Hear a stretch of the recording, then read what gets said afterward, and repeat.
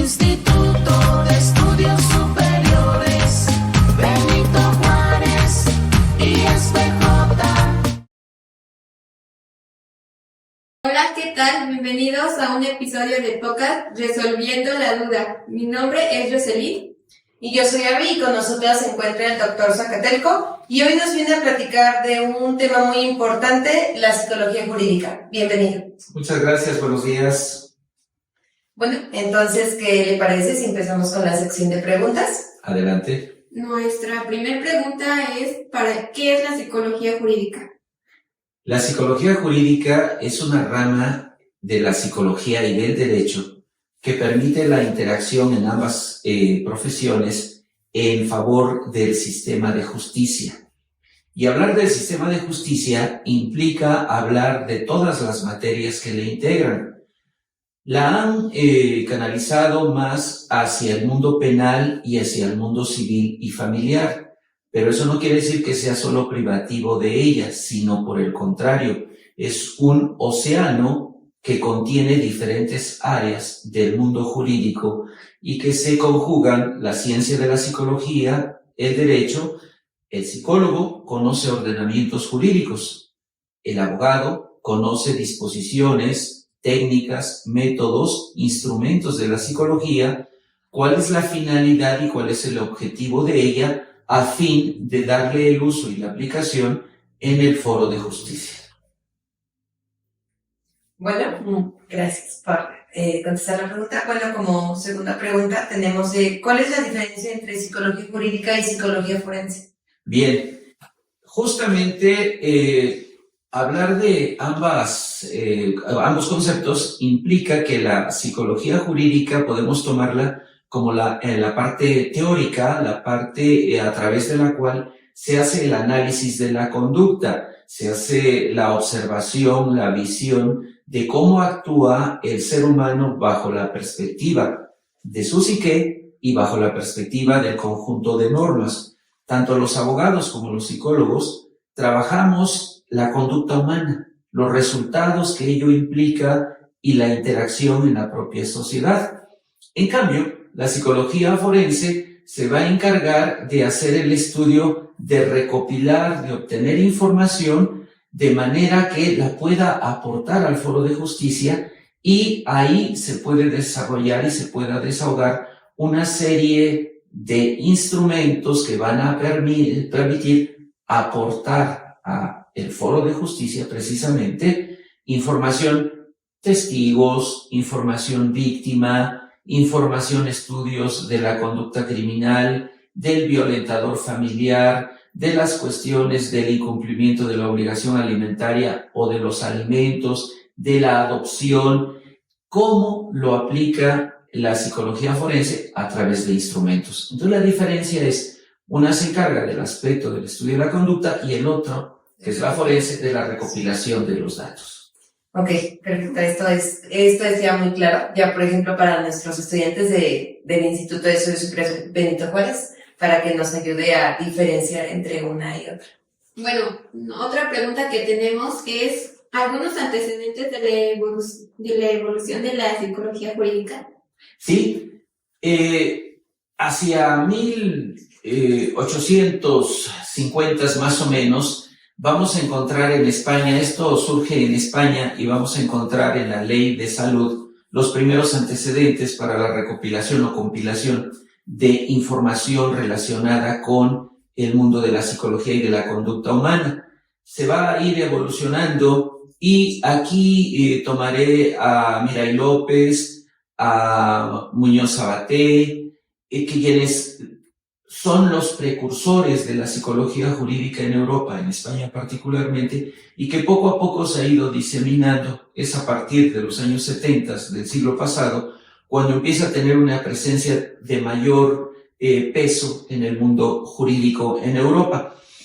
Si venimos a México, hay un trabajo que hace una investigadora de la Universidad Autónoma de Hidalgo, en la que hace una observación y un análisis relacionado con la vigencia de la psicología jurídica en México, y debo decir, por la experiencia incluso que tengo, junto con otro gran maestro de Puebla que trabaja en la investigación de la psicología jurídica, él es psicólogo, yo soy abogado, no se le da la vigencia que de verdad quisiera o debe tener y el peso que debe tener. Pero debemos recordar que el artículo 20 constitucional en el apartado C establece que la víctima tendrá derecho a la asesoría no solo médica, la atención médica, sino a la asesoría psicológica. Luego entonces, si el psicólogo no conoce el mundo jurídico, obviamente no va a entender qué es lo que le está pidiendo el abogado y viceversa. Si el abogado no sabe cuáles son los instrumentos, técnicas de entrevista y todo esto que se requiere como test para poder determinar o para poder definir determinados rasgos de la personalidad, pues obviamente el abogado va a pedir: psicóloga, hágame un estudio de la personalidad. Y la psicóloga el psicólogo se va a quedar frío, porque un estudio de personalidad es amplísimo, tal vez 10 años y no termina de hacer el estudio. Debe ser concreto, específico. Y eso nos ha dado la historia. En México le han dado poca importancia al mundo de la psicología jurídica, sobre todo en los foros de justicia. Incluso existen algunos juristas que aún no le dan la trascendencia que tiene, cuando en realidad la psicología jurídica hoy día no solamente es una materia. En muchos países ya es una licenciatura, en otros más es una maestría y en Europa es doctorado. Ser psicólogo jurídico hoy día es una necesidad y una trascendencia para el mundo de la justicia, sobre todo en el esquema del respeto a los derechos humanos. Bueno, muchas gracias. Bueno, como última pregunta, quería yo preguntarle de cuál es la labor de un psicólogo forense. Muy amplio. Es una labor amplísima. Trabaja en el mundo del derecho penal, en el derecho familiar, en el derecho civil, en el derecho laboral. Puede trabajar en el mundo organizacional, en la que los psicólogos le llaman psicología organizacional, en la psicología educativa, en la psicología criminal. Incluso aquí hay algo muy interesante. Aparte de la psicología criminal, aparte de la psicología jurídica, aparte de la psicología forense, la psicología del deporte, son diferentes áreas, pero que al final forman parte de la psicología jurídica. Por ejemplo, en la psicología del deporte, tiene que ver todo lo relacionado con el desarrollo del cuerpo, con ciertas y determinadas características, con las personas que se dedican al desarrollo del cuerpo desde el punto de vista fisiológico, pero recordemos como abogados que tenemos la ley del deporte. Y si el psicólogo no sabe cómo se desenvuelve y se desarrolla esto de la ley del deporte, obviamente se va a quedar con un conocimiento corto. Y así podría yo ir mencionando cada una de las áreas. Particularmente me detendré en un breve comentario: ¿cómo va a determinar un juez familiar la forma en la que se va a adoptar, quién es la persona que va a adoptar? Tenemos la adopción nacional, tenemos la adopción internacional. ¿Quién va a dar el seguimiento? ¿Cómo se va a dar el seguimiento? ¿Cuáles son las habilidades y características, independientemente de lo que dice la ley, pero como persona, como individuo, cuáles son esas habilidades que tiene y capacidades para poder desarrollar en el niño lo que los derechos humanos establecen y la ley de protección a los derechos de los niños, niñas y adolescentes, el desarrollo armónico y tener como prioridad a la infancia o a la niñez?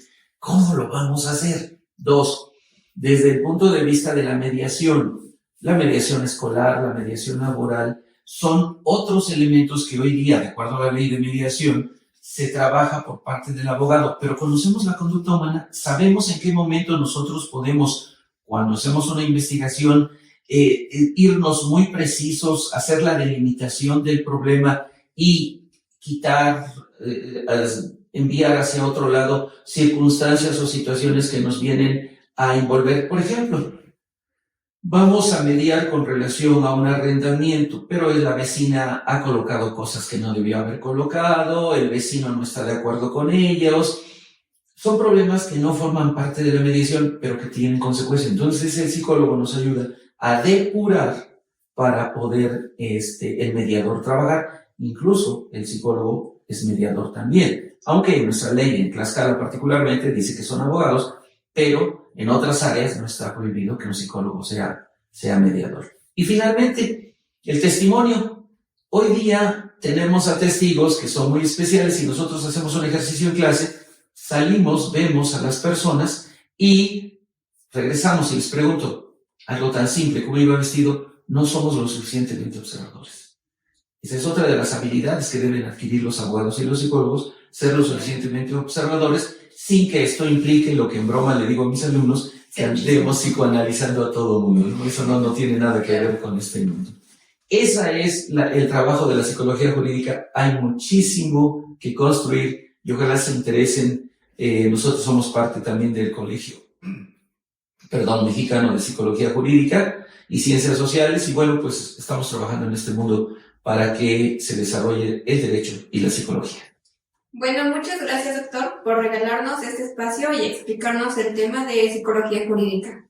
Bueno, y los seguimos invitando a que sigan escuchando nuestros podcasts, donde seguiremos hablando de temas muy importantes acerca de nuestras licenciaturas en Derecho, Contabilidad y Finanzas. También no se les olvide seguirnos en nuestras redes sociales. Nos vemos en un siguiente podcast. Gracias. Hasta luego.